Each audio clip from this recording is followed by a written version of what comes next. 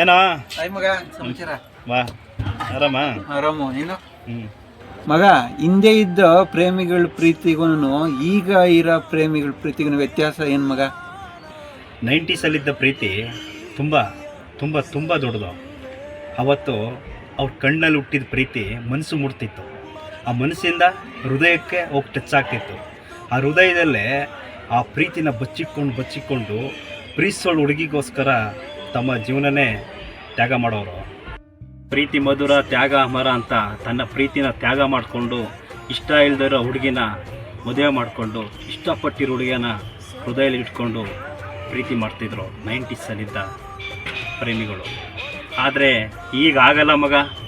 2020 ಏನು ಗೊತ್ತಾ, ಇಷ್ಟಪಟ್ಟಿದ ಹುಡುಗಿನ ಡೈರೆಕ್ಟಾಗಿ ಹೋಗಿ ಪ್ರಪೋಸ್ ಮಾಡ್ತಾರೆ.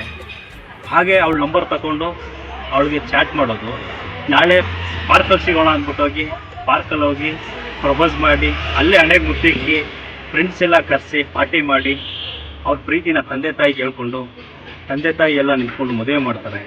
ಆದರೆ ಒಂದು ವರ್ಷದಲ್ಲಿ ಲವ್ ಮಾಡಿ ಆ ಲವ್ ಮಾಡಿದ ಹುಡುಗಿನ ಮದುವೆ ಆಗಿ ಕೊನೆಗೆ ಒಂದು ವರ್ಷದ ವ್ಯಾಲೆಂಟೈನ್ಸ್ ಡೇ ಬಂದಿರಲ್ಲ, ಆಗಲೇ ಅವಳು ಸರಿ ಇಲ್ಲ ಇವನು ಸರಿ ಇಲ್ಲ ಅಂತ ಹೇಳಿ ಕೋರ್ಟಿಗೆ ಡೈವರ್ಸ್ ತಗೋತಾ ಇದ್ದಾರೆ. ಆ ನಂತರ ಹೊರಗಡೆ ಬಂದ ತಕ್ಷಣ ಅವ್ನು ಕಂಡ್ರೆ ಇವಳಿಗಾಗಲ್ಲ, ಇವನ್ ಕಂಡ್ರೆ ಅವಳಿಗಾಗಲ್ಲ, ಇಬ್ಬರು ಒಬ್ರಿಗೊಬ್ರು ದ್ವೇಷಿಸ್ತಾ ತಮ್ಮ ಜೀವನನೇ ಹಾಳು ಮಾಡ್ಕೊತಾ ಇದ್ದಾರೆ.